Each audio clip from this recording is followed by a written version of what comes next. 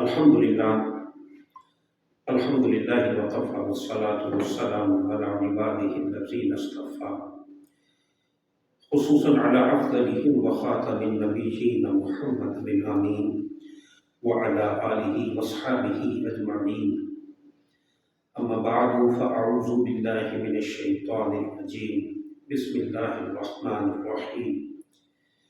آمنوا بالله ورسوله وأنفقوا مما جعلكم مستخلفين فيه فالذين آمنوا منكم وأنفقوا لهم أجر كبير وما لكم لا تؤمنون بالله والرسول يدعوكم لتؤمنوا بربكم وقد أخذ ميثاقكم إن كنتم مؤمنين هو الذي ينزل على عبده آيات بينات ليخرجكم من الظلمات إلى النور وإن الله بكم لرؤوف رحيم.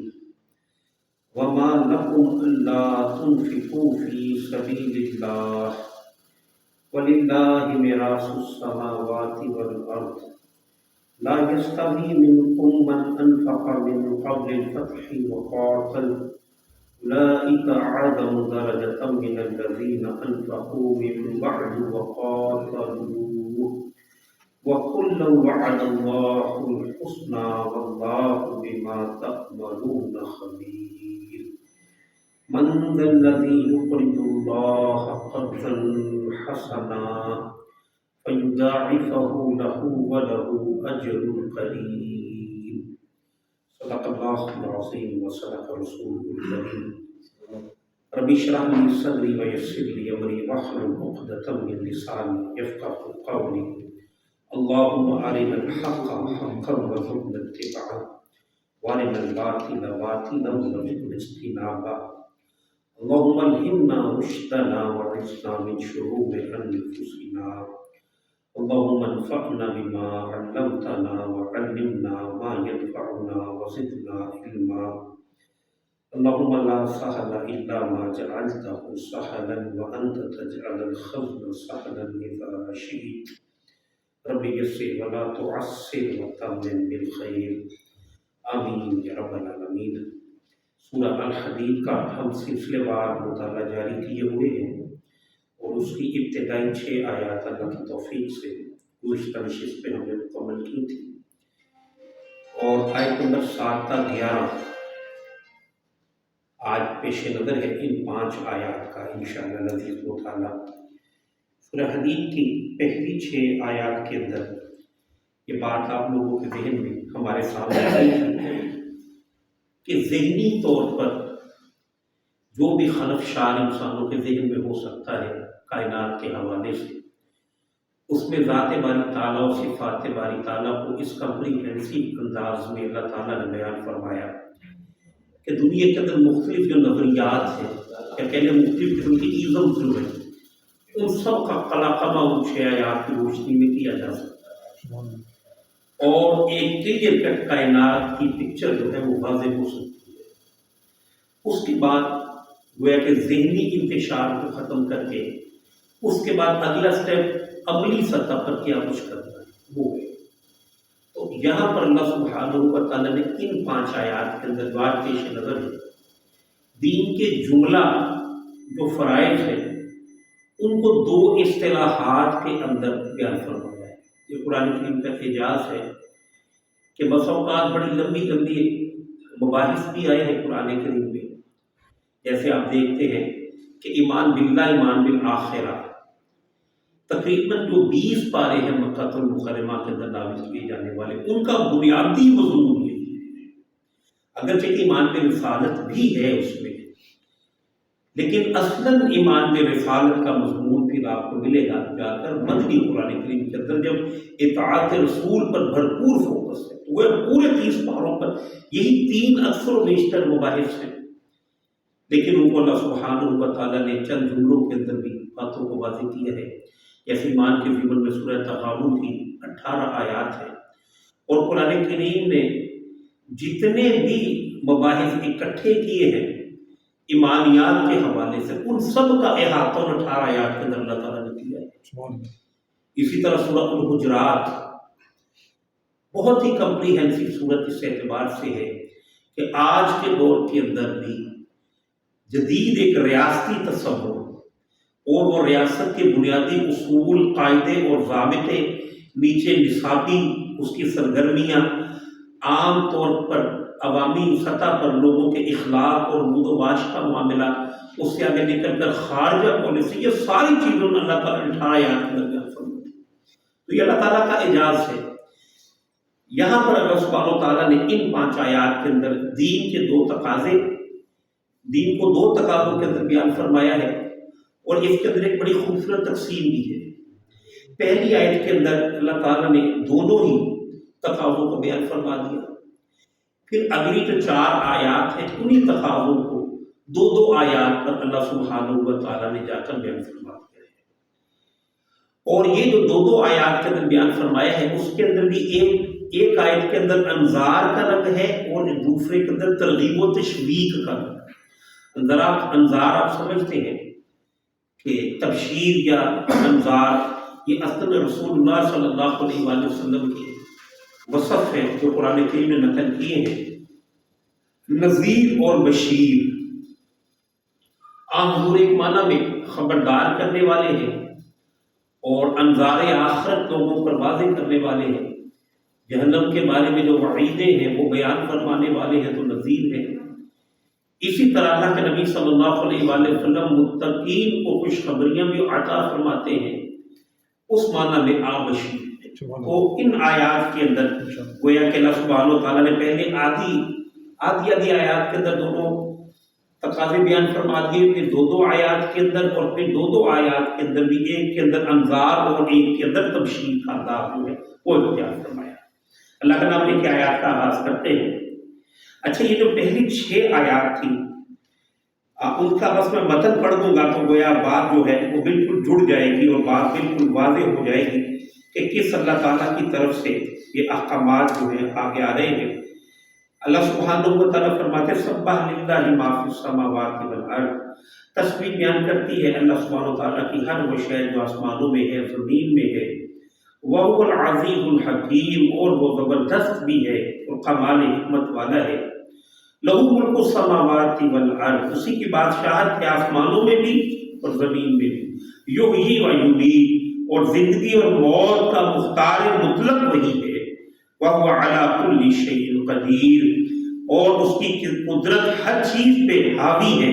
هُوَ الْأَوَّلُ وَالْآخِرُ، اور وہی اول بھی ہے اور وہی آخر بھی ہے۔ وَالظَّاهِرُ وَالْبَاطِنُ، اور وہی ظاہر بھی ہے اور باطن بھی ہے۔ وَهُوَ بِكُلِّ شَيْءٍ عَلِيمٌ، اور وہ ہر چیز کا علم رکھنے والا ہے۔ هُوَ الَّذِي خَلَقَ السَّمَاوَاتِ وَالْأَرْضَ فِي 6 أَيَّامٍ، اور وہی اللہ ہی تو ہے کہ جس نے آسمانوں اور زمین کی تخلیق فرمائی 6 ایام میں۔ ثُمَّ اسْتَوَىٰ عَلَى الْعَرْشِ، اور پھر وہ حکومت پر متمکن ہوا۔ يَعْلَمُ مَا يَلِجُ فِي الْأَرْضِ وَمَا يَخْرُجُ مِنْهَا، اور وہ جانتا ہے جو کچھ زمین میں داخل ہوتا ہے اور جو کچھ اس میں سے نکلتا ہے۔ وَمَا يَنزِلُ مِنَ السَّمَاءِ، اور جو کچھ نازل ہوتا ہے آسمان سے۔ وَمَا يَعْرُجُ فِيهَا، اور جو اس کی طرف چڑھتا ہے۔ وَهُوَ مَعَكُمْ أَيْنَمَا كُنتُمْ، اور وہ تمہارے ساتھ ہی ہوتا ہے تم جہاں کہیں پر بھی ہو۔ وَاللَّهُ بِمَا تَعْمَلُونَ بَصِيرٌ، اور جو بھی اعمال تم سے صادر ہوتے ہیں اللہ انہیں دیکھ رہا ہے۔ لَهُ مُلْكُ السَّمَاوَاتِ وَالْأَرْضِ، اسی کی بادشاہت ہے آسمانوں اور زمینوں میں۔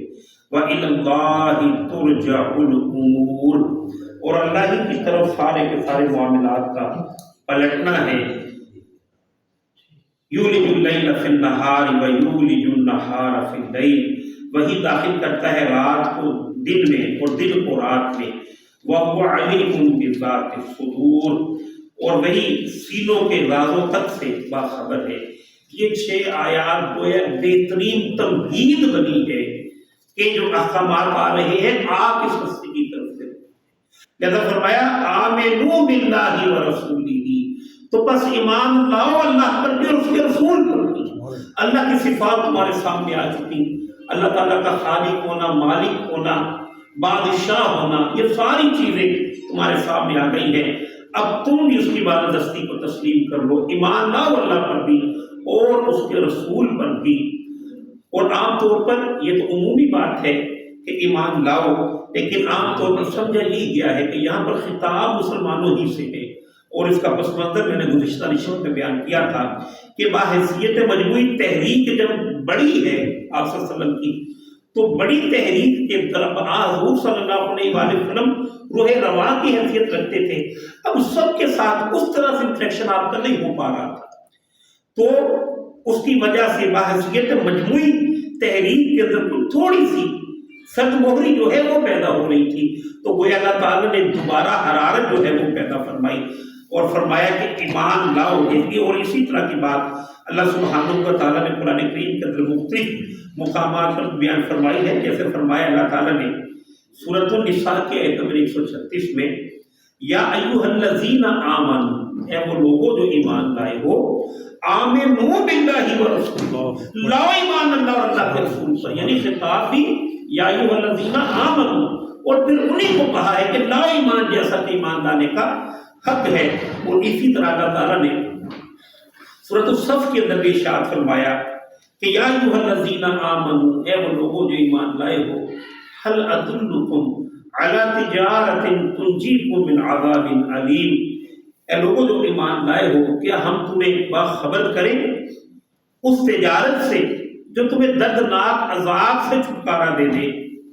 اہم تر بات ہے کہ دردناک عذاب سے چھٹکارے کا اللہ تعالیٰ نسخہ بیان فرماتے ہیں۔ اب کیا ہے؟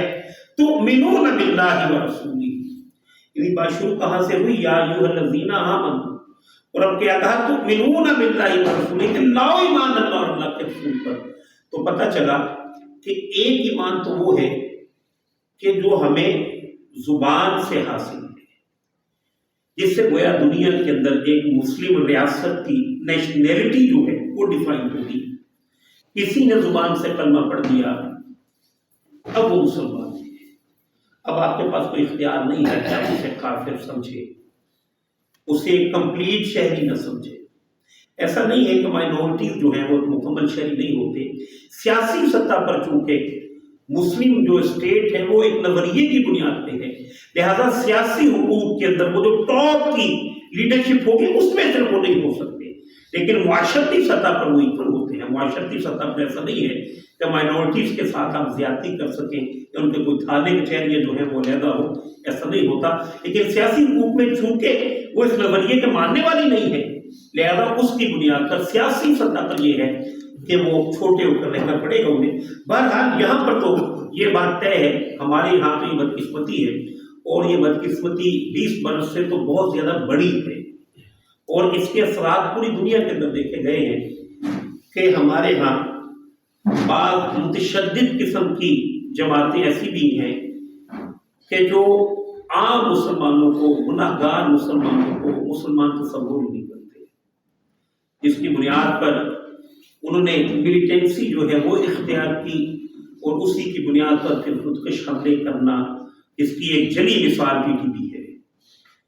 اگرچہ کہ اللہ سبحانہ و تعالیٰ کے پیغمبر کی طرف سے جب اسلام پھیلا ہے تو اس دور کے اندر اکا دکا ایسے واقعات آئے ہیں کہ جس میں لوگوں نے کفار، ایسے کفار کے جو جنگ کے اندر تلوار کی نوک پر مسلمان ہوئے، ان کو قتل کر دیا بعض اصحاب نے، یہ سمجھتے ہوئے کہ انہوں نے دل سے اسلام قبول نہیں کیا۔ تو حضور صلی اللہ علیہ وآلہ وسلم نے کہا کہ نہیں، تم نے کسی کا دل تو چیر کے نہیں دیکھا، لہذا دنیا کے اندر کسی کا مسلمان سمجھا جانا اس کے ظاہری قول ہی پہ موقوف ہوگا، اور کسی طور پر بھی آپ اس کے پر کافر کا فتویٰ یا مرتد کا لیبل نہیں لگا سکتے، چاہے وہ کتنے گناہگار کیوں نہ ہو۔ لیکن یہاں پر یہ کیا ہے کہ اصل معاملہ تو یہ ہے، اصل ایمان تصدیق قلب کا ہے۔ دنیا کے اندر تو آپ مسلمان بن جائیں گے صرف زبانی کلمہ پڑھنے پر ہی، لیکن آخرت کے اندر جو چھلنیاں لگیں گی، اور اسی صورت کے اندر جو سگلا رکھو ہے ان چھلنیوں کا تذکرہ کیا جائے گا، تو وہاں پر وہ جو ایمان ہے، جیسے آپ جانتے ہیں ہمارے ایمان کے 2 حصے ہیں، اقرار باللسان و تصدیق بالقلب، اور یہ تقسیم بڑی شاندار ہے۔ ایک کا تعلق کلیت دنیا کے ساتھ ہے اور دوسری کا تعلق آخرت کے ساتھ ہے۔ دنیا کے اندر تو سمجھیے کوئی ایسی جگہ ہے جسے پل صراط کہہ لیں، کچھ کہہ لیں، کہ جس سے ہر شخص کو گزر کر جانا ہے، اور وہاں پر روشنی قرآن کریم نے 2 مقامات پر بیان فرمائی ہے کہ وہاں پر روشنی جس دل کے اندر ایمان ہوگا اس دل سے روشنی نکلے گی تو یہ پل صراط جو ہے وہ پار ہو سکے۔ اس کے لیے گویا کہ ایمان حقیقی کی اصطلاح ڈاکٹر صاحب استعمال کیا، یقین قلبی والا ایمان، وہ ایمان کے جس کے ذریعے سے پھر ایمان سے انسان سے ایسے اعمال صادر ہو، وہ ایمان کے جس کے ذریعے سے دنیا کے اندر انسان آخرت کی ملحوظ خاطر رکھتے ہوئے اپنا کچھ نہ کچھ نقصان بھی کر سکے، اس ایمان کا تقاضا ہے۔ دیکھیں قرآن کریم کی بالکل ابتدائی کے اندر اللہ تعالیٰ نے 3 طرح کے لوگوں کا تذکرہ فرمایا، اس میں بدترین لوگ کون سے تھے؟ منافقین، اور ان کے بارے میں ان کا ایک قول اللہ تعالیٰ نے نقل فرمایا، صحابہ کرام رضوان اللہ تعالیٰ نے مجمعین ایک ایمان لے کر آئے تھے، ایک منافقین بھی لے کر آئے، تو ان کے سامنے جب تقاضے آئے کہ تم بھی اسی طرح سے خرچ کرو، محنت کرو جیسے حضرت علی رضی اللہ تعالیٰ کر رہے ہیں، دوسرے کام کر رہے ہیں، تو انہوں نے آگے گویا کہ کوٹیشن ہے جو ان کی قرآن کی نقل فرمایا آمنوا کما آمن السفہاء، کیا ہم ایمان لائے بے وقوفوں کی طرح اپنا دنیا کے اندر نقصان کر لیں؟ ہم تو اس اسلام کے قائل ہیں کہ جس کے اندر کوئی نقصان نہ ہو، تو آخرت کو ملحوظ خاطر رکھتے ہوئے کچھ نہ کچھ نقصان کا جذبہ بھی انسان کے اندر پیدا ہو جائے، جسے نقصان تو نہیں کہنا چاہیے لیکن سمجھانے کے لیے کہہ رہا ہوں، یہاں پہ اس ایمان کا تذکرہ ہے آمنوا باللہ ورسولہ، واقعتاً ان حقائق کو تسلیم کرو کہ جو اللہ اور اللہ کے رسول کے ذریعے سے تم تک پہنچے ہیں۔ اب یہ گویا کہ پہلا تقاضا ہے۔ نمبر 2 وَأَنفِقُوا مِمَّا جَعَلَكُم مُسْتَخْلَفِينَ فِيهِ، اور لگا دو ہر اس شے میں سے جس پر تمہیں عارضی اختیار دیا گیا ہے۔ اصل لفظ خلافت استعمال کیا گیا ہے، تو خلافت کا معنی کیا ہے؟ ڈاکٹر صاحب رحمہ اللہ اس حوالے سے سمجھایا کرتے تھے، مثال دیا کرتے تھے انگریز دور کی، کہ اصل حکمران جو تھی وہ تو ملکہ برطانیہ تھی، لیکن یہاں پر وائسرائے ہوتے تھے، اصل احکامات وہاں سے آتے تھے، ان کا اطلاق کون کرتا تھا؟ وائسرائے۔ اسی طرح اصل حاکم اللہ ہے، اور جو کچھ بھی میرے پاس ہے آپ کے پاس ہے سب اللہ ہی کا ہے، اور اس پر اللہ تعالیٰ نے کچھ تصرف کا اختیار ہمیں دے رکھا۔ اور انفاق کے بارے میں بھی عام طور پر سمجھا یہ جاتا ہے کہ شاید مال کو خرچ کرنا، ہاں یہ بھی اس کے اندر شامل ہے، بلکہ کثرت کے ساتھ قرآن کریم نے انفاق کو اسی مفہوم کے اندر بیان کیا ہے، لیکن جہاں پر اس مفہوم کے اندر وسعت پیدا کی ہے اللہ تعالیٰ نے کہ انفاق سے مراد ہر اس شے کا خرچ کرنا کہ جو اللہ سبحانہ و تعالیٰ نے عطا کر رکھی ہے، صرف پیسہ نہیں، اس کے اندر آپ کی صلاحیتیں بھی آ جائیں، اس کے اندر آپ کا ٹائم بھی ہے، اس کے اندر آپ کی اولاد بھی ہے، اس کے اندر آپ کی جو جملہ اور چیزیں ہیں وہ ساری کی ساری چیزیں بھی جو ہیں وہ بھی آ جائیں گی۔ تو فرمایا خرچ کرو ہر اس شے میں سے جس پہ اللہ سبحانہ و تعالیٰ نے تمہیں خلافت عطا کی ہے۔ عمدہ نقطہ یہ بھی ہے کہ بسا اوقات بعض کام ایسے ہوتے ہیں کہ جو انسان نہیں کر سکتا، تو اس کے اندر فرمایا اللہ نے کہ جس پہ اختیار دیا، اب خام خواہ آپ ایک کام کر ہی نہیں سکتے تو اسے کرنے کی ضرورت بھی نہیں ہے۔ اللہ تعالیٰ نے آسانی جہاں پہ رکھی ہے وہاں پہ آسانی کو اختیار کرنا چاہیے۔ آگے اللہ تعالیٰ فرما رہے ہیں فَالَّذِينَ آمَنُوا مِنْكُمْ وَأَنفَقُوا، تو بس جو کوئی بھی تم میں سے ایمان رکھے گا اللہ تعالیٰ پر اور خرچ کرے گا، لَهُمْ أَجْرٌ كَبِيرٌ، تو اس کے لیے بہت بڑا اجر ہے، بہت بڑا ثواب ہے جو اللہ سبحانہ و تعالیٰ کی طرف سے دیا جائے گا۔ اب پہلی آیت کے اندر اللہ سبحانہ و تعالیٰ نے یہ بات ارشاد فرما دی، آیت نمبر 8 اور 9 کے اندر اب ایمان کا تذکرہ دوبارہ اللہ سبحانہ و تعالیٰ بیان فرما رہے ہیں۔ گویا کہ ہمارے سامنے 2 تقاضے آئے، کون کون سے؟ ایمان اور انفاق، اور میں نے یہ کہا تھا کہ بعد میں 2 آیات ان کے حوالے سے ہیں، تو آیت نمبر 8 اور 9 اس پر ایمان کے حوالے سے گویا ایک بھرپور دعوت جو ہے وہ اللہ تعالیٰ نے پیش فرمائی۔ نمبر ایک، وَمَا لَكُمْ لَا تُؤْمِنُونَ بِاللَّهِ، انداز بڑا خوب ہے، جھنجھوڑ دیتا ہے، اور تمہیں کیا ہو گیا ہے، تم کیوں ایمان نہیں رکھتے اللہ تعالیٰ پر؟ وَالرَّسُولَ يَدْعُوكُمْ لِتُؤْمِنُوا بِرَبِّكُمْ، حالانکہ رسول تمہیں دعوت دیتے ہیں کہ لاؤ ایمان اپنے رب پر۔ وَقَدْ أَخَذَ مِيثَاقَكُمْ إِن كُنتُم مُّؤْمِنِينَ، اور رسول اللہ صلی اللہ علیہ وآلہ وسلم اس سے پہلے تم سے اس پر عہد بھی لے چکے ہیں۔ یہاں سے بات واضح ہو گئی کہ خطاب مسلمانوں سے، ہر شخص جو بھی ہے وہ ایک عہد کرتا ہے پہلے، اشہد ان لا الہ الا اللہ وحدہ لا شریک لہ واشہد ان محمدا عبدہ ورسولہ، یہ اظہار جب وہ کرتا ہے تب دینی ذمہ داری اس پر عائد ہوتی ہے۔ تو اللہ تعالیٰ اس کے اس عہد کو یاد کروا رہے ہیں کہ تم تو اللہ تعالیٰ سے عہد کر چکے ہو، اور اس عہد کا حاصل کیا ہے؟ سورۃ توبہ کے اندر اللہ تعالیٰ نے فرمایا ہے، اللہ اکبر کبیرہ، ان اللہ اشتری من المؤمنین انفسهم واموالهم بان لهم الجنہ، بے شک اللہ سبحانہ و تعالیٰ نے مومنین سے ان کی جانیں اور اموال خرید لیے ہیں، اللہ اکبر کبیرہ، جنت کے بدلے۔ وہ تم نے تو ڈیل کی ہے کہ تم جان اور مال اللہ کو دو گے، اللہ جنت دے گا۔ اب اس جان اور مال کو تم بیچ تو چکے ہو، تو دے کیوں نہیں رہے؟ یہ گویا کہ کہا جا رہا ہے کہ تم تو وَقَدْ أَخَذَ مِيثَاقَكُمْ، تم تو عہد کر چکے ہو، تم نے تو باقاعدگی ہوش و حواس اس بات کا عہد کیا ہے کہ اللہ معبود ہے، رسول صلی اللہ علیہ وآلہ وسلم پیغمبر ہے۔ اب تمہیں کیا ہو گیا؟ تم نے تو اللہ تعالیٰ سے عہد کر رکھا ہے۔ اور اسی بات کو اللہ سبحانہ وتعالیٰ نے سورہ الحجرات کی آخری آیت کے اندر بھی اس طرح سے واضح فرمایا، آیت آخری نہیں ہے، قانون آیت نمبر 17 ہے کہ انما المؤمنون الذین آمنوا باللہ ورسولہ ثم لم یرتابوا، کہ بے شک اللہ کے نزدیک مومن تو بس وہی ہے کہ جو ایمان لائے اللہ اور اللہ کے رسول پر، پھر کسی درجے میں کوئی شبہ کوئی شک ان کے دلوں کے اندر نہ رہ جائے۔ وَجَاهَدُوا بِأَمْوَالِهِمْ وَأَنفُسِهِمْ فِي سَبِيلِ اللَّهِ، اور پھر کوشش کریں، محنت کریں اللہ سبحانہ و تعالیٰ کے راستے میں، جان سے بھی مال سے۔ اولئک الذین صدقوا، ہاں اگر کوئی یہ کام کر جائے تو وہ کہے کہ میں مومن ہوں تو کہہ سکتا ہے۔ تو یہ گویا کہ بنیادی بات ہے کہ رکھو ایمان اللہ تعالیٰ پر۔ وَقَدْ أَخَذَ مِيثَاقَكُمْ إِن كُنتُم مُّؤْمِنِينَ، اور رسول تم سے عہد لے چکے ہیں اگر واقعتاً تم نے دل سے ان حقائق کو تسلیم کیا ہے۔ آگے اللہ سبحانہ وتعالیٰ ارشاد فرما رہے ہیں، گویا پہلی آیت کے اندر کیا ارشاد فرمایا کہ لاؤ ایمان اللہ تعالیٰ پر۔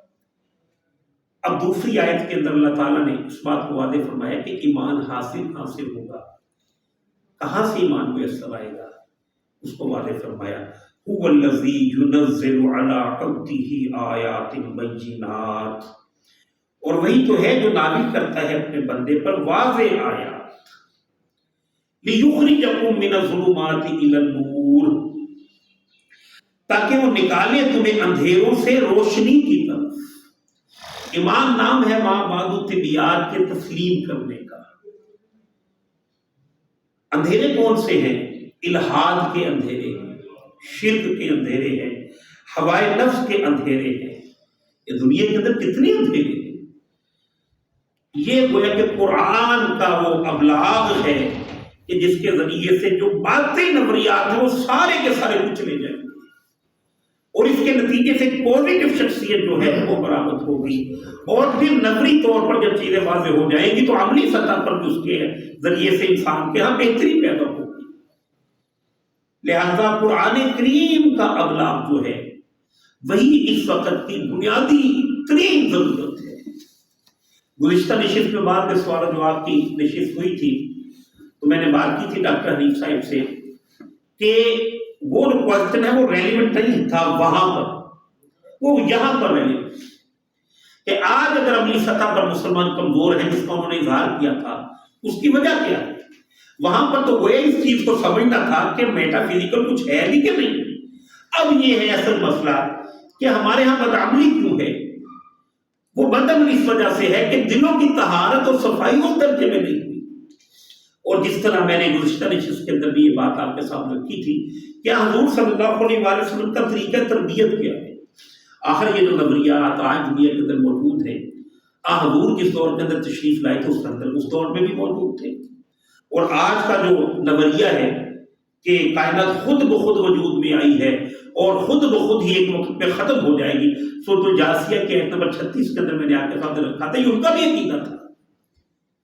تو یہ ساری کی سارے نظریات ان کے کیسے ان کا کلا کما ہوا؟ اللہ سبحانہ و تعالیٰ نے 4 مقامات پر حضور کا طریقہ تربیت بیان فرمایا۔ یتلو علیہم آیاتہ ویزکیہم، حضور صلی اللہ علیہ وآلہ وسلم قرآن ہی کا ابلاغ فرماتے تھے اور اسی کے ذریعے سے لوگوں کا تزکیہ فرمایا کرتے تھے۔ لہٰذا اسی طرح قرآن کریم کی تلاوت کا معمول آپ کا بھی ہو، میرا بھی ہو۔ پھر اس سے آگے بڑھ کر نصابی سطح پر اور خاص طور پر آج کے دور کے یونیورسٹیز کی سطح پر، اس سطح پر جا کر قرآن کریم کا پڑھایا جانا۔ دیکھیے ایک میدان ہے علماء کا۔ علماء کا میدان کیا ہے کہ جو روایتی دین ہے اس کو بہرحال اس محاذ پہ وہ کھڑے ہیں اور اس محاذ پہ انہوں نے نماز اور روزے کا معاملہ جو ہے وہ قائم کر کے رکھا ہوا ہے۔ دین کا بنیادی ڈھانچہ اس کی حفاظت بھی وہ کرتے ہیں۔ لیکن دنیا کے اندر ویسٹ کی طرف سے جو فرائڈ کے نظریات آئے ہیں، اور خاص طور پر میرا تو عقیدہ ہے کہ ڈاروینی نظریات نے جتنا یورپ کے اندر خرابی پیدا کی ہے کسی اور نظریے نے نہیں کی۔ ان نظریات کا جواب وہ نہیں دے سکتے، یہ ان کی ڈومین نہیں ہے۔ یہ تو ڈومین ہے ان بچوں کی، ان نوجوانوں کی جو اصلی علوم سے باخبر ہیں۔ جیسے وہ اقبال نے کہا تھا، اقبال نے اس دور کے اندر ان چیزوں کا مشاہدہ کیا، ظاہر ہے کوئی ملا تو نہیں تھے، لیکن انہوں نے کہا تھا کہ میں اس آگ میں جلایا گیا ہوں مثل خلیل۔ انہوں نے پھر ان چیزوں کی طرف نشاندہی کی تھی کہاں کہاں پہ خرابی ہے۔ اس سطح پر ان کا ڈاروینی نظریات کا کلا کما کرنا، فرائڈ کے نظریات کا کلا کما کرنا، اس سطح پر جا کر آج کے جو پی ایچ ڈی نوجوان پڑھا لکھا طبقہ ہے وہ اس سے آگے بڑھ کر الحاد کا کلا کما کرے، یہ تو گویا عام انسانوں کے کرنے کا کام ہے، آپ اور میرا کرنے کا کام ہے۔ اور دوسری سطح پر ریاستی سطح پر ایسا نصاب وضع کرنے کی ضرورت ہے۔ جیسے میں نے کہا تھا کہ 4.5 لاکھ بچے گریجویٹ ہوتے ہیں پاکستان میں ہر سال، انہیں کوئی اور کام کرنے کی، کوئی اور دعوت اور کوئی اور ابلاغ پیش کرنے کی ضرورت نہیں ہے۔ بچے خود بخود ملحد ہمارے ہاں پیدا ہو گئے، صرف وہی بچے بچ رہے ہیں کہ جن کی گٹی کے اندر اسلام تھا، وگرنہ ہمارا کا جدید طبقہ ڈاکٹر نے بڑی عمدہ بات کی تھی کہ ایک باکس آف کرنل صاحب ان کے پاس ہے، مسلمان تھے، اور انہوں نے آگے بڑھ کر کہا پتہ نہیں اللہ نے ہمیں پیدا کیا کہ ہم نے اللہ کو پیدا کیا۔ مطلب پتہ نہیں کو اللہ ہے بھی جو خود ساختہ بنا لیا۔ یہی نظریات ہیں نا اس وقت دنیا کے اندر جو موجود۔ تو اس سطح پر، نصابی سطح پر جا کر بھی اس کا کوئی نہ کوئی اس کا توڑ کرنا، تاکہ بچے خود بخود ایسے پیدا ہو کہ جو ان سارے کے سارے نظریات کا کلا کما کیے ہوتے ہیں۔ ہمارے ہاں ایک یہ بڑی بحث ہوتی ہے لبرلز کی طرف سے، بڑی پریشانی ہے اس شے کی کہ افغان حکومت الیکشن کیوں نہیں کروا رہی، اس پر بڑی ڈیبیٹس ہو رہی ہیں۔ تو میں سمجھتا ہوں کہ اللہ تعالیٰ نے انہیں دانشمندی عطا فرمائی ہے، اگرچہ کہ اس پر الحمدللہ میرا کلیئر کٹ موقف ہے کہ کسی شخص کے پاس یہ اختیار نہیں ہے کہ وہ خود حاکم بن کے بیٹھ جائے، لیکن ان کی ایک 20 سالہ جدوجہد ہے۔ اس 20 سالہ جدوجہد کے اندر کے نتیجے میں اب انہوں نے اقتدار حاصل کیا ہے کہ کم از کم ایک لائف سپین ان کے پاس اتنا اخلاقی اختیار موجود نہیں ہے کہ وہ خود گورن کریں، ہے کہ نہیں؟ پھر اس سے آگے چلے جائیے، اگر وہ ابھی چلے بھیج دیں یونیورسٹیز کے اندر بچوں کو اور بچیوں کو، تو اس کے نتیجے میں تو بچے پروڈیوس تو وہی ہوں گے جو ویسٹ کرنا چاہتا ہے۔ انہوں نے وقت مانگا ہے۔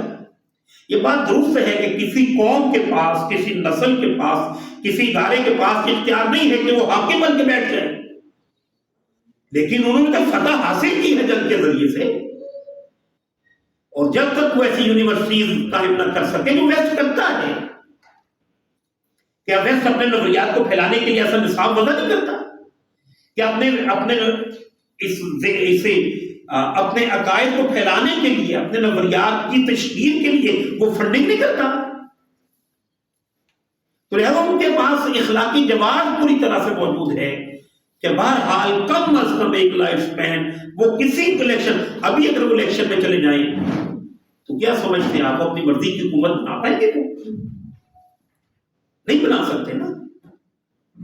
ان کے پاس بھرپور اخلاقی، ایک تو انہوں نے جیتی ہے جنگ، اور دوسرا وہ جانتے ہیں کہ اس وقت یہ ابھی عبد الغنی کی حکومت گئی ہے اور گزشتہ 20 برس سے وہاں پہ امریکہ ہی حکمران تھا، اور قابل جو ہے بیت اللہ جو لوگ وہاں پر گئے ہیں وہ جانتے ہیں تو بالکل جس طرح ایک ہوتا ہے لبرل اور سیکولر کا شہر، ویسا ہی شہر تھا۔ یہی تو وجہ تھی کہ جب طالبان آ رہے تھے تو کس طرح لوگ جہازوں میں وہ ٹائروں کے ساتھ چمٹ گئے، کوئی مطلب کہنے کے لیے واقعہ تک چمٹ گئے۔ تو یہ معاملات ہے، اور ان کے پاس بھرپور اس کا اختیار ہے کہ جب تک وہ لوگوں کی ذہن سازی کے لیے کوئی نصاب وضع نہ کر سکیں، وہاں پر کوئی تعلیمی مراکز ایسے قائم نہ کر سکے جو ان کے ذہن کے مطابق لوگوں کی ذہن سازی کریں، ان کے پاس پوری طرف اخلاق ہے، وہ نہ جائے الیکشن میں۔ لہذا یہاں پر اللہ سبحانہ و تعالیٰ نے گویا کہ ارشاد فرمایا ہے کہ هو الذی ينزل علی عبدہ آیات بینات لیخرجکم من الظلمات الی النور، تاکہ اللہ تعالیٰ ہی تو ہے کہ جو اپنے بندے پر واضح اور بین آیات جو ہیں وہ نازل فرما رہے ہیں تاکہ وہ نکالے انہیں اندھیروں میں سے روشنی کی طرف۔ جب تک انسان کے ہاں اور آج کے دور کے اندر جب تک نظریات ٹھیک نہیں ہوں گے اس وقت انسان عمل کیوں کرے گا؟ اور نظریات ٹھیک ہوں گے کہ میٹا فزیکل کو بھرپور انداز سے پیش کرنے والی شرح قرآن ہے، اور اس قرآن کا ابلاغ زبان سطح پر نہیں ہوگا، جدید طبقات کے اندر یہ ذہنی طور پر گویا کہ قرآن کے معترف یہ لوگ نہیں ہو جائیں گے، اس وقت تک ریاستی سطح پر کوئی پوزیٹو آپ تبدیلی لانا چاہیے نہیں لا سکتے۔ اس کے لیے تو ہر شخص کو سپاہی بننا ہوگا جتنا پھیلا سکے۔ اور میں یہ کہا کرتا ہوں اس حوالے سے کہ ڈاکٹر صاحب رحمہ اللہ کا 2 کام تھے، ایک تو انجمن خدام القرآن کے تحت قرآن کو عام کرنا، اور ایک تنظیم اسلامی کی سطح پر سسٹم کو تبدیل کرنا۔ سسٹم کو تبدیل کرنے کا کام ہر شخص کہتا ہے کہ نہیں ہوا، ریئلٹی یہی ہے، لیکن قرآن کریم کو عام کرنے کا صحرا آج کے دور کے اندر اور بالخصوص پاکستانی پوری دنیا کے اندر اس میں ایک بڑا کنٹریبیوشن ڈاکٹر صاحب۔ کتنے لوگ ایسے ہیں کہ سوشل میڈیا پر جو بہرحال پوزیٹو کام بھی کر رہے ہیں، اور پتہ چلتا ہے کہ تانے بانے جا کے ڈاکٹر صاحب سے یا مولانا مودودی رحمہ اللہ سے جا کر ملتے ہیں۔ تو یہ ہوتا بھی ایسی ہے، ایسا نہیں ہے کہ آپ نظام کو ایک دم تبدیل کر لیں گے۔ جب سب سے پہلی سطح پر فکری اور نظری تبدیلی واقع ہوگی، پھر اس کے بعد عملی تبدیلی سوسائٹی کے اندر ڈیولپ ہوگی، پھر اوپر جا کر سب سے اوپر جو ہے وہ سسٹم کی تبدیلی ہوگی، اس کے بغیر پاسبل نہیں ہے۔ تو الحمدللہ یہ کام جو ہے گریجولی وہ چل رہا ہے، اور بہت سارے لوگ کر رہے ہیں اس وقت۔ تو الحمدللہ ایک عام رواج ہے پاکستان کے اندر بھی کہ قرآن کریم پڑھا جا رہا ہے، سمجھا جا رہا ہے، سمجھایا جا رہا ہے، لیکن اس کام کو مزید تیز کرنے کی ضرورت ہے۔ یخرجکم من الظلمات الی النور، تاکہ وہ نکالے روشنی سے اندھیروں سے روشنی کی طرف۔ ان اللہ بکم لرؤوف رحیم، اور بے شک اللہ سبحانہ و تعالی انسانوں پر بڑا ہی رحم فرمانے والا اور بڑا ہی کرم کرنے والا ہے۔ تو گویا قرآن کریم کے ذریعے سے ایک تو یہ ہے کہ میں نے کہا نظریات جو ہیں وہ بہتر ہوتے ہیں، دوسری بات خود قرآن کریم نے نقل کی ہے، وَإِذَا تُلِيَتْ عَلَيْهِمْ آيَاتُهُ زَادَتْهُمْ إِيمَانًا وَعَلَىٰ رَبِّهِمْ يَتَوَكَّلُونَ یا يَتَوَكَّلُونَ، کہ قرآن کریم کی تلاوت جو ہے اس کے ذریعے سے انسان کا ایمان جو ہے وہ بڑھتا ہے۔ یہ غیر مرئی چیز ہے لیکن انسان محسوس کر سکتا ہے، اور اس کے نتیجے میں توکل پیدا ہو جاتا ہے، تو اس کا اہتمام کیا جائے۔ پھر اللہ کے نبی بلکہ قرآن کریم نے کہا ہے یا ایھا الذین آمنوا اتقوا اللہ وکونوا مع الصادقین، اے لوگوں جو ایمان لائے ہو اللہ کا تقوی اختیار کرو اور بہتر لوگوں کی صحبت جو ہے اسے حاصل کرو، سچے لوگوں کے ساتھ اٹھنا بیٹھنا شروع کرو۔ دیکھیے ہمارے ہاں ایک ٹرم ہے صحابی رضی اللہ تعالیٰ، یہ کہاں سے نکلی ہے؟ یہ صحبت سے نکلی ہے۔ اور اہل سنت کا یہ عقیدہ ہے، صحبت سے مراد حضور صلی اللہ علیہ وسلم کی صحبت، اور اہل سنت کا یہ عقیدہ ہے کہ کوئی شخص کتنی بھی محنت کر لے، کتنی بھی ریاضت کر لے، جس درجے کا گاڑا ایمان صحابیوں کو حاصل تھا وہ کسی اور کو حاصل نہیں ہو سکتا۔ کیوں؟ انہیں حضور صلی اللہ علیہ وآلہ وسلم کی صحبت حاصل تھی، اور حضور صلی اللہ علیہ وآلہ وسلم کی صحبت کا حاصل ہونا یہ بہت بڑی شے ہے۔ ظاہر ہے کہ تو حضور صلی اللہ علیہ وآلہ وسلم اس درجے میں تو بہرحال دنیا میں موجود نہیں ہے۔ اب یہ ہے کہ جو مومنین ہوں گے، صادقین لوگ ہوں گے، ان کے ساتھ اٹھنا بیٹھنا انسان کے تقوی کو بڑھا دیتا ہے۔ حضور صلی اللہ علیہ وآلہ وسلم نے یہ ارشاد فرمایا ہے کہ آدمی یا انسان اپنے دوست کے دین پہ ہوتا ہے، جیسے اس کی صحبت ہوگی، جیسے اس کی میجورٹی ہوگی، اسی دین پہ۔ یہ میں نہیں کہہ رہا، حضور صلی اللہ علیہ وسلم نے ارشاد فرمایا۔ اور اصل قوت، اصل ایسٹ یہی ہے۔ قرآن کریم میں اللہ تعالیٰ نے ایک سے زائد مرتبہ اس طرح کے الفاظ بیان فرمائے ہیں، وَأَنْتُمُ الْأَعْلَوْنَ إِن كُنتُم مُؤْمِنِينَ، تم ہی غالب رہو گے اگر مومن ہوئے۔ تو وہ ایمان کوئی ہلکی شے نہیں ہے، بلکہ وزنی شے کا سب سے وزنی شے یہی ہے۔ آج ہمارے ہاں یہ بحثیں چھڑتی ہیں کہ ہم پیچھے رہ گئے، انڈیا دنیا کی 5ویں بڑی معیشت، وہ بھی یہ بھی تو بڑی مصیبت ہی مر گئی، وہ انڈیا خلا پہ چلا گیا، ہم خلا پہ نہیں جا سکے۔ یہ ہے نا ہمارے مسائل۔ اقبال نے کہا نہیں، سبب کچھ اور ہے جسے تو سمجھتا ہے۔ ہم تو اسی کو سمجھتے ہیں کہ سبب ہمارے پاس مال نہیں ہے، ہم ٹیکنالوجی میں پیچھے رہ گئے۔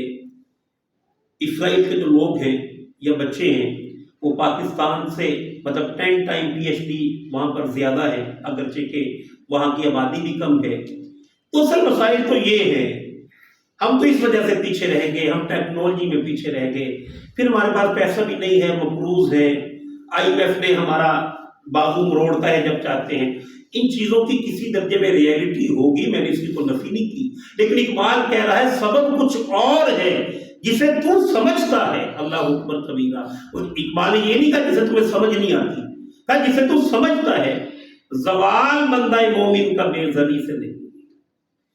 ہمارا اصل مسئلہ بے زری نہیں ہے، مطلب افغانستان میں جو کچھ ہو گیا اس کے بعد اگر کوئی شخص کہے کہ ہمارا زوال بے زری سے ہے تو وہ تو بے وقوف ہے۔ 50 ملک جو ہیں وہ آ گئے اور 50 ملکوں کا مشترکہ اتحادی جنگی اتحاد جو ہے وہ آ گیا، اور آ کر 20 سال تک سر پٹکتا رہا، اور 20 سال کے بعد ذلیل و رسوا ہو کر جانا پڑا۔ تو آج ہم کیسے کہہ سکتے ہیں کہ ہمارا اصل مسئلہ جو ہے وہ بے زری ہے؟ بلکہ نہیں، اصل مسئلہ بے حمیتی ہے، اور اصل مسئلہ بے ایمانی ہے۔ ورنہ اللہ تعالیٰ نے کہا ہے وَأَنْتُمُ الْأَعْلَوْنَ إِن كُنتُم مُؤْمِنِينَ، تم ہی جیتو گے، تم ہی غالب رہو گے۔ ان اگر یہ ہوا، کیا؟ اگر تم مومن ہو، یہ جو ہے یہ شرط کیا ہے، اگر مومن ہو گئے، اگر ایمان میسر آ گیا۔ خود صحابہ کرام رضوان اللہ تعالیٰ علیہم اجمعین کو اللہ تعالیٰ نے سورۃ الانفال کے اندر ارشاد فرمایا کہ پہلے تمہارے ہاں ایمان کا لیول بڑا بلند تھا، تو اس وقت غالباً 100 لوگ کافی تھے شاید 1000 کے لیے۔ اب گویا کہ کہہ دیا کہ 1000 کے لیے 2، 2000 کے لیے 1000، اس طرح کی بات جو ہے صحابہ کے لیے اللہ تعالیٰ نے بیان فرما دی۔ تو وہ اصل قوت، اصل جو ہماری بائنڈنگ پاور ہے وہ کیا ہے؟ ایمان۔ جب تک وہ حاصل نہیں ہوگا اس وقت تک کبھی بھی مسلمان دوبارہ جو ہے وہ غالب نہیں ہو سکتے۔ اور ایمان کے حصول کا بنیادی ذریعہ جو ہے وہ قرآن کریم ہے۔ یہ اللہ سبحانہ وتعالیٰ نے یہاں پر فرمایا ہے کہ بھئی اللہ سبحانہ اور خود رسول اللہ صلی اللہ علیہ وآلہ وسلم کے بارے میں بھی اللہ تعالیٰ نے ارشاد فرمایا ہے ما كنت تدری ما الکتاب ولا الایمان، نبی آپ پر تو ظاہر نہیں تھا کہ کتاب کیا ہے اور ایمان کیا ہے، وَلَٰكِن جَعَلْنَاهُ نُورًا نَهْدِي بِهِ مَن نَّشَاءُ، لیکن ہم نے بنایا ہے اس قرآن کو نور، اور ہم اس کے ذریعے سے اپنے بندوں میں جس کو چاہتے ہیں ہدایت عطا فرماتے ہیں۔ وَإِنَّكَ لَتَهْدِي إِلَىٰ صِرَاطٍ مُّسْتَقِيمٍ۔ ہاں اب یہ ہے کہ کتاب کے آ جانے کے بعد اب روشنی اور علم و تقوی کا مینار آپ ہی ہے۔ اب تو جس نے بھی کوئی ہدایت کا راستہ حاصل کرنا ہے اسے آپ ہی کی طرف رجوع جو ہے وہ کرنا ہوگا۔ تو تو گویا ان دو آیات کے اندر اللہ تعالیٰ نے ایمان کی اہمیت کو واضح فرمایا، اور اس کے حصول کا ذریعہ قرآن کریم، اور قرآن کریم کے مختلف جگہیں ہیں، فیزز ہیں، ہر بندے کو اندازہ لگانا چاہیے کہ وہ کس سطح پر جا کر کام کر سکتا ہے۔ ظاہر ہے کہ جو شخص صبح ناظرہ پڑھا ہی رہا ہے، حافظ صاحب ہیں، وہ عصری علوم کو نہیں جانتے، یہ ان کا کنٹریبیوشن ہے، جو کو ناظرہ پڑھا رہے ہیں۔ اس سے آگے بڑھ کر مدارس کے اندر جا کر کوئی صرف نحو اس کی زبان پڑھائی جا رہی ہے، بہرحال یہ بھی ان کے کنٹریبیوشن ہے، کوئی چھوٹی بات تو نہیں ہے۔ حفاظ پیدا کیے جا رہے ہیں، بڑی بات ہے۔ ہاں، جہاں پر فقدان ہے اس بات کی بھی میں نے نشاندہی کر دی کہ اس سطح پر جا کر علمی سطح پر ڈاروینی نظریات کا رد کرنا، کیونکہ اس وقت انٹلیکچوئل مائنورٹی یہی یونیورسٹیز ہی کے اندر ہے، انٹیلیجنسیاں یہیں پہ ہیں، اور انہی کے پاس گویا کہ زمامے کار ہے۔ ہمارے ہاں جو تجزیہ کار ہے، چاہے کبھی ایسا ہوتا ہے دیکھنے میں، ایسے واقعات ملتے ہیں کہ آف شوٹنگ ان کا کوئی نہ کوئی کلپ آ جاتا ہے، تو اس طرح کی گھٹیا گفتگو کرتے ہوئے، مطلب جو ٹرینڈ سیٹر ہیں، جو ٹرینڈ میکر ہیں، ان کی باتیں ہیں کہ ایسی ایسی گھٹیا باتیں کرتے ہوئے اور ایسے ایسے برے حالات کے اندر وہ دیکھے جاتے ہیں۔ تو ان سے جان چھوٹے اور اس سطح پر جا کر وہ لوگ بیٹھیں کہ جن کے ہاں کسی قسم کے ایزمز کے مت نہ ہو، بلکہ قرآن کی روشنی والا علم جو ہے ان کے پاس موجود ہو، اس سطح پر کرنے کا کام ہو۔ اب دوسرا جو حکم ہے اللہ سبحانہ وتعالیٰ نے خرچ کرنے کا تذکرہ کیا، وہ یہاں پر جیسے میں نے کہا سورۃ العصر کے اندر تو 4 احکامات آئے، الا الذین آمنوا وعملوا الصالحات وتواصوا بالحق وتواصوا بالصبر۔ یہاں پر اللہ سبحانہ وتعالیٰ نے ایمان کا تذکرہ ویسے ہی کر دیا، اور انفاق جو ہے وہ جہاد کے معنی کے اندر آیا، گویا بدنی عبادات کے معنی میں آیا، اور اس کے اندر پھر یہ ساری چیزیں جو ہیں وہ خود بخود آ جائیں گی۔ اب فرمایا وَمَا لَكُمْ أَلَّا تُنْفِقُوا فِي سَبِيلِ اللَّهِ، اور لوگوں تمہیں کیا ہوا ہے، وہی الفاظ ہے وَمَا لَكُمْ لَا تُؤْمِنُونَ بِاللَّهِ، وہی الفاظ یہاں پر بھی ہے، اور لوگوں تمہیں کیا ہوا، تم اللہ کے راستے میں خرچ کیوں نہیں کرتے۔ یہ بھی بڑی بنیادی شے ہے، اور یہ بھی جڑی ہوئی ہے انسانی فکر کے ساتھ۔ اگر واقعتاً یہ پتہ ہو کہ اس دنیا کے اندر ہمارے پاس جو کچھ ہے وہ اللہ کا دیا ہوا ہے، اور ہمارے لیے صرف استعمال کے لیے اللہ تعالیٰ نے عطا کیا ہے، اس کے برعکس ایک وہ فکر ہے کہ جس کی توجہ صرف دنیا ہی پہ ہے، اور وہ دیکھتا ہے کہ دنیا کے اندر اصل آنر اور اصل عزت اسی شخص کی ہے کہ جس کے پاس مال ہے۔ اب دونوں کے ہاں، دونوں کے طرز عمل کے اندر ایک فرق واقع ہوگا کہ نہیں ہوگا؟ ضرور ہو جائے گا۔ دیکھیے عرب کے جو لوگ ہیں وہ آخرت کو نہیں مانتے تھے، جب رسول اللہ صلی اللہ علیہ وسلم تشریف لائے تو ان کی اخلاقی حالت کیا تھی، ارایت الذی یکذب بالدین، اے نبی آپ نے دیکھو اس شخص کو جو آخرت کو نہیں مانتا۔ آگے فرمائے یہی تو وجہ ہے یہ دین کو دھکے دیتا ہے، یہی تو وجہ ہے یہ مسکین کو کھانا نہیں کھلاتا، اور گھٹیا ہونے کی انتہا کا تذکرہ قرآن نے کیا کہ اگر کوئی چھوٹی موٹی استعمال کی چیزیں وہ بھی نہیں دیتے، اور جو آخرت کو مانتے ہو تو ان کی کیفیت اللہ تعالیٰ نے سورۃ الدہر کے اندر بیان فرمائی، انما نطعمکم لوجہ اللہ لا نرید منکم جزاء ولا شکورا، کہ ہم تو تمہیں اللہ کے لیے کھلا رہے ہیں اور تم سے کسی درجے میں کسی ریوارڈ کے کوئی طلبگار نہیں ہے۔ تو اصل معاملہ یہاں پر بھی وہی ہے۔ تو فرمایا اللہ تعالیٰ نے تمہیں کیا ہو گیا کہ تم خرچ نہیں کرتے اللہ سبحانہ وتعالیٰ کے راستے میں، وَلِلَّهِ مِيرَاثُ السَّمَاوَاتِ وَالْأَرْضِ، حالانکہ آسمانوں اور زمین کی وراثت اللہ کے لیے ہے۔ وہ یہ زمین جو ہے، آج ہم زندہ ہیں، جب ہم پیدا نہیں ہوئے تھے زمین تھی کہ نہیں؟ استعمال میں بھی تھی، چلو انسانوں کے لیے جانوروں کے استعمال میں ہو۔ ابھی کچھ عرصہ گزرے گا ہم سارے اللہ کے پاس چلی جائیں گے، زمین رہے گی کہ نہیں؟ پھر وہ بھی کیفیت ہے کل من علیہا فان، یہ سارے خزانے کہاں پر جائیں گے؟ بات ہی چلے۔ تو فرمایا تمہیں کیا ہوا، کیوں نہیں خرچ کرتے؟ اللہ کو بھی جانتے ہو، پیغمبر کو بھی جانتے ہو، جانتے بھی ہو کہ یہاں کا مال یہیں پہ رہ جانا ہے، پھر بھی کیوں خرچ نہیں کرتے؟ اللہ کے نبی صلی اللہ علیہ وسلم نے ایک دفعہ صحابہ سے ایک سوال کیا، آپ نے پوچھا لوگوں تم میں سے کون ہے جسے اپنے مال سے زیادہ اپنے وارث کا مال پسند ہے؟ اب لوگ خاموش۔ آپ نے پوچھا بھی جواب دو. فرمایا اللہ کے نبی پہلے ہمیں اپنا مال پسند ہے پھر ہی وارث کا پسند ہے. چلیے ہے. تو فرمایا کہ تمہارا مال وہی ہے کہ جو تم نے کھا کر ہضم کر لیا یا پہن کر بوسیدہ کر لیا یا اللہ کے راستے میں خرچ کر کے اسٹور کر لیا، باقی تو ورثہ ہی کا ہے. تو ذرا غور کرے ہر شخص کہ اسے اپنا مال زیادہ محبوب ہے یا وارث کا مال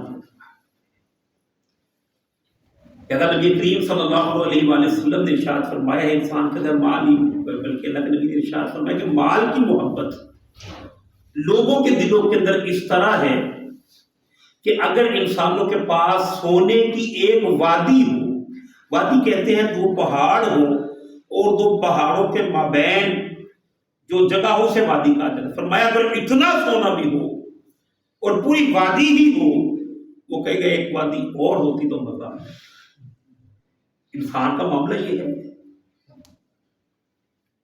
لیکن مسیح علیہ السلام نے جیسے سرمن آف دا ماؤنٹ کے اندر ڈاکٹر صاحب وہ کوٹیشن نقل کیا کرتے تھے کہ وہ فرمایا کرتے تھے لوگوں اپنے مال کو دنیا میں جمع نہ کرو.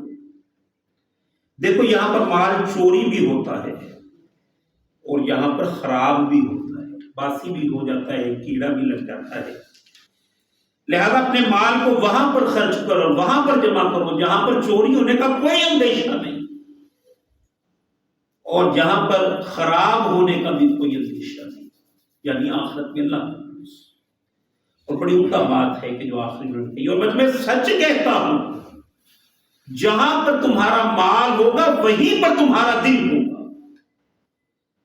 جہاں پہ انویسٹمنٹ ہو توجہ وہی نہیں ہوتی. کبھی آپ کے پاس پیسے جیب میں زیادہ ہو، بینک میں جمع ہی کروانے جا رہے ہو تو جیب سے آپ ہاتھ ہٹاتے ہی نہیں. ہے ایسا کہ نہیں؟ یہ نیچر کی بات ہے کہ میرا مال ہے. تو فرمایا جہاں پر تمہارا، اگر مال جہاں پر ہے جہیں پہ ساری کی ساری انویسٹمنٹ ہے تو کس کا مرنے کو جی چاہے. اور اگر پتا ہو کہ نہیں جانا تو وہاں پہ ہے، یا آپ کو پتا ہے کہ جہاں پر جا رہا ہوں وہاں پر تو بڑے ایسٹس ہیں میرے، تو پھر وہ کیفیت پیدا ہو جاتی ہے کہ مرد مومن کی یہ علامت ہے کہ جب مرد وقت نزا آتا ہے تو وہ ہنستا ہے کہ گویا آج ریوارڈ حاصل کرنے کا ٹائم جو ہے وہ حاصل ہو گیا. دنیا کے اندر مال کو خرچ کر لینا ظاہر ہے کہ یہ آسان کام نہیں ہے. لہذا اس کے لیے ایک صورت تو وہ ہے جو میں نے آپ کے سامنے بیان کی. لیکن اسی طرح یہ بھی اللہ تعالیٰ فرماتے ہیں کہ مال خرچ کرنے سے بڑھتا ہے، کم نہیں ہوتا. جیسے انسان کی فطرت ہے نا، نیچر ہے انسان کی کہ وہ چاہتا ہے کہ میرا مال رہے، تو اللہ تعالیٰ نے بڑھانے کا بھی وہ نسخہ یہ بیان فرمایا. اللہ نبی فرماتے صحیح بخاری کی روایت ہے، ایک شخص کی آواز سنی، اللہ تعالیٰ کی طرف سے بادلوں کو حکم دیا گیا کہ فلاں شخص کے باغ پر جا کر برس جاؤ. وہ کہتے وہ جو بادل ہے وہ چل پڑا. اب اسے آواز گئی تھی اس بندے کو، یہ چلتا رہا اس کے پیچھے بھاگا ان ساتھ. وہ ایک اونچی جگہ پر جا کر برسا اور پانی نیچے بہا. اب یہ شخص جس طرف پانی جا رہا تھا اسی طرف بھاگتا ساتھ ساتھ جا رہا ہے کہ دیکھوں تو صحیح کہ اللہ نے کس کے بارے میں حکم فرما دیا. لہذا اس نے دیکھا کہ آگے ایک شخص ہے، اس نے اپنی کھیتی تیار کر رکھی ہے، پانی آ رہا ہے، اس کے پاس وہ کلپا سا ہے، اسے راستہ بنا رہا اور پانی پورے باغ کو سیراب کر رہا. اب اس شخص کے اندر یہ تصور پیدا ہوا، تجسس پیدا ہوا، اس شخص کا کون سا ایسا بل ہے. لہٰذا جب وہ فری ہو گیا تو انہوں نے پوچھا کہ یار تیرا کون سا ایسا بل ہے. میں نے خود آواز سنی ہے کہ اللہ نے حکم دیا بادل کو کہ فلاں شخص کے جا کر باغ پر بارش برسا. تو اس نے کہا یہ میرا راستہ کھل گیا ہے. ایسا ہے کہ میں جب باغ سینچتا ہوں تو اس کی جو کمائی ہوتی ہے اس کے 3 حصے کرتا ہوں. ان 3 حصوں کے اندر ایک حصہ تو وہی ہے کہ جس میں دوبارہ میں نے باغ کو سینچنا ہے. تو گویا نفع کے 2 حصے بچے. فرمایا آدھا میں رکھتا ہوں، آدھا اللہ کے راستے میں خرچ کرتا ہوں. تو یہ اسی کی برکت ہے. یہ ایک جاوید چودھری صاحب کا کالم آیا تھا، پڑھا تھا، پتہ نہیں اس کے اندر ریئلٹی کتنی ہے کہ جے ڈاٹ والے جناب جمشید صاحب اللہ تعالیٰ جنہیں جمشید صاحب اللہ ان پہ بھی رحمت فرمائے، انہوں نے بھی آپ جانتے ہیں بڑی قربانی کی، ان کا بھی کاروبار نہیں چلتا تھا، پھر مفتی تقی عثمانی صاحب کے پاس ہو گئے، انہوں نے یہ نسخہ دیا کہ آپ کوئی بھی بزنس کا ارادہ کریں تو اس بزنس کے آغاز میں یہ بات لکھیں اس کے اندر کہ اب اللہ کا ارادہ اس کا ہوا ہے، پارٹنر اللہ کو بنا، تو پھر اس کے بعد ان کے بزنس کی کیفیت ہے وہ آپ سب کے سامنے ہے۔ تو اللہ سبحانہ و تعالیٰ کے راستے میں مال خرچ کرنے سے مال جو ہے وہ کم نہیں ہوتا، لہذا کہ اللہ تعالیٰ فرماتے ہیں یہ تو گویا خاص اس اسپیسیفک ماحول میں چلے جائیں گے۔ پہلے تو ہم کہا تھا نا وما لکم الا تنفقوا فی سبیل اللہ وللہ میراث السماوات والارض، اب اللہ سبحانہ و تعالیٰ اس خاص ماحول میں گئے ہیں، یہ سن 5 ہجری کے واقعات ہیں، اب صلح حدیبیہ ہونی ہے اور آخری بڑی جنگ ہونی ہے فتح مکہ کی، وہ معاملہ ہے۔ تو فرمایا لا یستوی منکم من انفق من قبل الفتح وقاتل، برابر نہیں ہے تم میں سے وہ کہ جس نے خرچ کیا ہے فتح سے پہلے اور جنگ کی، جنگ سے پہلے فتح سے پہلے خرچ کیا اور جنگ کی، ان کا درجہ زیادہ ہے۔ ظاہر ہے کہ یہ سن 5 ہجری میں آیات نازل ہوئی ہے اور غزوہ احزاب بھی ہو چکا تھا، اب کچھ لوگ دائرہ اسلام کے اندر داخل ہو رہے ہیں، لیکن ظاہر ہے جب ابو بکر صدیق نے خرچ کیا ہے اس وقت اس تحریک کے ابھرنے کا کوئی امکان نظر نہیں آتا تھا، اس وقت تو یہی محسوس ہوتا تھا کہ پیسہ جا۔ آج اگر لطیف کوسا صاحب پی ٹی اے میں شامل ہیں تو انہیں پتہ ہے 3-4 سال کے بعد اس کا عروج آنا ہی ہے، جیسے ہی بعد بس یہ جرنیل صاحب صاحب تبدیل ہوں گے تو دوسرے کے ساتھ خان صاحب کی ڈیل ہو جائے گی تو کوئی مسئلہ نہیں، لیکن جو لوگ 96 میں تھے اور نہیں ہے 2010 تک، ان کو تو خان صاحب سے کوئی فائدہ نہیں تھا، لیکن بہرحال ان کی یہ بدقسمتی کہ وہ 8 میں سارے 8 سے 13 تک سارے نکل گئے، یہ تو محنت تھی ان کی، بلکہ جب وہ ساتھ جڑے ہیں تو کسی نظریے کے لیے جڑے تھے ان کے۔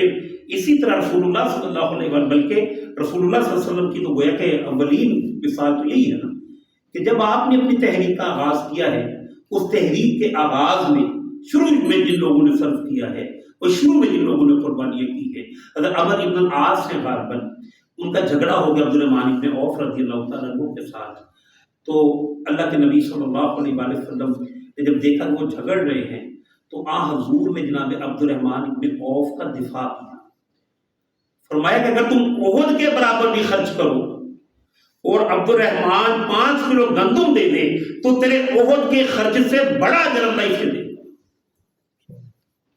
اور مولانا مودودی رحمہ اللہ نے ان آیات کے ذہن میں بڑا عمدہ جملہ لکھا ہے، فرمایا کہ آج جو دین کی کیفیت ہے، یعنی غلبہ اقامت دین تو نہیں ہے، اخلاقی طور پر ایک غلبہ اسلام کو حاصل ہے لیکن سیاسی غلبہ تو حاصل نہیں ہے۔ آج کے دور کے اندر اس کام کے لیے جو انویسٹ کرے گا قریب ہے کہ اللہ تعالیٰ اسی درجے کا جو اسے بھی عطا کرے۔ تو جن لوگوں نے اس وقت خرچ کیا کہ جب واپسی اور ریوارڈ کی کوئی امید نہیں تھی، فرمایا ان کا اجر تو اللہ سبحانہ ہوا، انہوں نے تو خالص اللہ پہ توکل کیا نا، تو فرمایا اولئک اعظم درجۃ من الذین انفقوا من بعد، تو ان کے درجات تو بہت بڑے ہیں ان لوگوں سے کہ جنہوں نے بعد میں خرچ کیا وقاتلوا اور بعد میں جنگ کی۔ لیکن یہ کہ اللہ سبحانہ و تعالیٰ بہرحال شکور ہیں، کسی کی بھی محنت کو رائے گاہ نہیں جانے دیتے۔ فرمایا کل وعد اللہ الحسنی، ہاں یہ ہے کہ سبھی کے لیے اللہ تعالیٰ کا عمدہ وعدہ ہے، واللہ بما تعملون خبیر۔ پہلے بات کیا بیان فرمایا سب کے لیے اچھا وعدہ ہے، آگے کیا فرمایا اللہ تعالیٰ باخبر بھی ہے۔ ظاہر ہے کہ اللہ کے علم میں ہے کہ کون جان دینے کے لیے تیار ہے اور کون ہے کہ جو انگلی کٹوا کر ہی شہیدوں میں نام لکھوانا چاہتا ہے، اللہ باخبر ہے۔ یہ نہ سمجھو کہ اللہ سبحانہ و تعالیٰ معاذ اللہ باخبر نہیں ہے۔ آگے اللہ سبحانہ و تعالیٰ کی طرف سے گویا یہ تو دل کو چیر دینے والی ندا ہے۔ پہلے اللہ کا تعارف آ چکا تو اللہ سبحانہ و تعالیٰ یہاں پر ارشاد فرماتے ہیں من ذا الذی یقرض اللہ قرضا حسنا، کون ہے جو اللہ سبحانہ و تعالیٰ کو قرض دے۔ یہ ندا اللہ تعالیٰ کی آج بھی سمجھیے کہ موجود ہے، کیسی ندا ہے، من ذا الذی یقرض اللہ قرضا حسنا، کوئی ہے جو اللہ کو قرض دے، قرض حسن۔ اور قرض حسنہ سے مراد کیا ہوتا ہے کہ جس کی کوئی مدت معین نہیں ہوتی. دنیا کے اندر قرض حسنہ آپ کسے کہتے ہیں کہ واپسی کا امکان کوئی نہیں. ندا وہ لگائی ہے، لگا کون رہا ہے؟ اللہ تعالیٰ خود لگا رہا ہے. عام طور پر قرض حسنہ کسے دیا جاتا ہے؟ جس کے بارے میں آپ کی رائے یہ ہو کہ یار یہ کہاں سے واپس دے گا. وہ اللہ سبحانہ و تعالیٰ کا انداز ہے، وہ کہنا للہ میراث السماوات والارض تو پڑا ہے، لیکن یہ کہ اللہ سبحانہ و تعالیٰ نے اپیل کی ہے ایک طرف سے کہ دنیا کے اندر اللہ کا دین اگر غالب نہیں ہوگا، شریعت محمدی اگر موجود نہیں ہوگی، انسانوں کے ساتھ ظلم ہوگا، زیادتی ہوگی، انسان ظلم و جبر کی گویا کہ سخت ترین فضا کے اندر زندگی بسر کریں گے، اور پوری کی پوری مخلوق الخلق و عیال اللہ کی مخلوق، اللہ کا قلبہ ہے. اللہ چاہتا ہے کہ پوری کی پوری مخلوق کی بھلائی ہو جائے، اور اس کے لیے اللہ تعالیٰ یہاں پر اللہ نے نیچر یہ پیدا کی ہے کہ زبردستی کچھ نہیں کرنا، مسلمانوں پہ چھوڑا ہے سارا کا سارا معاملہ. تو یہ گویا کہ اللہ کے دین کو قائم کرنے کے لیے جو پیسہ خرچ ہوگا وہ قرض حسنہ ہے. دو طرح کی مدات ہیں جو قرآن کریم میں بیان کی، ایک صدقات ہے اور دوسرا قرض حسنہ. علماء نے بیان کیا کہ قرض حسنہ سے مراد اللہ کے دین کو غالب کرنے کے لیے جو مال خرچ ہوگا وہ ہے قرض حسنہ، اور اسی کی ابتدا جو ہے وہ اللہ تعالیٰ نے یہاں پر لگائی ہے. من ذا الذی یقرض اللہ قرضا حسنا. ہاں پہلے تو قرض حسنہ کہا، اب یہ اللہ سبحانہ و تعالیٰ نے چونکہ انسان توڑ دلا ہے، خلق الانسان حلوعا، تو فرمایا فیضاعفہ لہ، اللہ بڑھا چڑھا دے گا اس کے لیے اسے. ایسا نہیں ہے کہ اللہ سبحانہ و تعالیٰ اسے واپس نہیں کریں گے. وَلَهُ أَجْرٌ کَرِيمٌ، اور اللہ سبحانہ و تعالیٰ ایک عزت والا اجر بھی عطا فرمائیں گے. اس سے پہلے میں پڑھا اجر کبیر پہلی آیت کے اندر. کبیر کا معنی ہوتا ہے بہت بڑا اجر، اور یہاں پر اجر کریم کہتے ہیں. کریم کہتے ہیں کسی کو آنر دینے کا. کسی ایک تو یہ ہے نا کہ آپ نے کسی سے کچھ لیا ہے تو اگر چاہیے وہ چپکے سے بھی دے تو کم از کم جس نے دیا ہے اس کا تو ایک طرح سے احسان آپ فیل کرتے ہیں کہ نہیں کرتے. لیکن یہاں پر کبیر کے اللہ تعالیٰ نے کریم کے لفظ استعمال فرمائے تو یہ کہتا آنر دینا. ایک پروٹوکول ہو اور ایک پروٹوکول کے اندر سارے لوگ دیکھ رہے ہوں اور اس میں ایک شخص آئے اور کہا جائے کہ آج ہم اسے اگر دینا چاہتے ہیں جو ڈیزرونگ ہے اس بڑے آنر کا، تو اس کے لیے گویا کہ اللہ تعالیٰ نے اجر کریم کی بات کی کہ اللہ بڑھا چڑھا کے واپس بھی دے گا، آنر بھی دے گا، اور معاشر گویا کہ سارے لوگوں سے ممتاز شخص بھی نظر بھی آئے گا. اور اسی پر پھر وہ معروف روایت ہے آپ حضرات نے سنی ہوگی جناب ابو الدرداء رضی اللہ تعالیٰ عنہ سے کہ جب یہ ندا آئی انہوں نے کہا کہ اللہ کے نبی اللہ قرض مانگتا ہے؟ تو حضور صلی اللہ علیہ وسلم نے فرمایا ہاں اللہ قرض مانگتا ہے. تو فرمایا اللہ کے نبی مجھے اپنا ہاتھ دیجیے. ہاتھ لیا، ہاتھ پر اپنا ہاتھ رکھا. اللہ کے نبی مدینہ المنورہ کے اندر میرا بڑا باپ جو ہے یعنی اللہ تعالیٰ کو قرض. سبحان اللہ. عبداللہ بن مسعود رضی اللہ تعالیٰ وہ فرماتے ہیں اس باغ میں کھجور کے 600 درخت تھے. اب وہاں سے بیچ کر کے واپس آئے ہیں اور آ کر اپنی زوجہ محترمہ کو کہا کہ اے ام دہدہ باہر آ جاؤ، اس باغ کو میں نے اللہ کے لیے قرض دے دیا، اللہ کو بطور قرض یہ باغ عطا کر دیا. یہ گویا یقین کی کیفیت یہ تھی تو 23 برس کے اندر انقلاب آیا. اگر یہ یقین کی دولت میسر نہ ہوگی صرف بعض نصیحت اور گفتند نشستند برخاستند ہی کی کیفیت ہوگی، پھر تبدیلی جو ہے نہیں آ سکتی. بہرحال آیت نمبر 11 تک الحمدللہ ہم نے پڑھا ہے. یہی سے انشاءاللہ نزید اگلی نشستوں کے دوبارہ پڑھیں گے. وآخر دعوانا الحمدللہ رب العالمین. اگلی دفعہ انشاءاللہ کوشش کریں گے کہ اس پہ متن کو چلا دیں، کیونکہ اب تو ہم سورۃ الحدید ہی پڑھ رہے ہیں نا، تو متن اگر انشاءاللہ نزید چل جائے گا تو اس سے توجہ جو ہے وہ قائم رہتی ہے. جزاک اللہ خیر.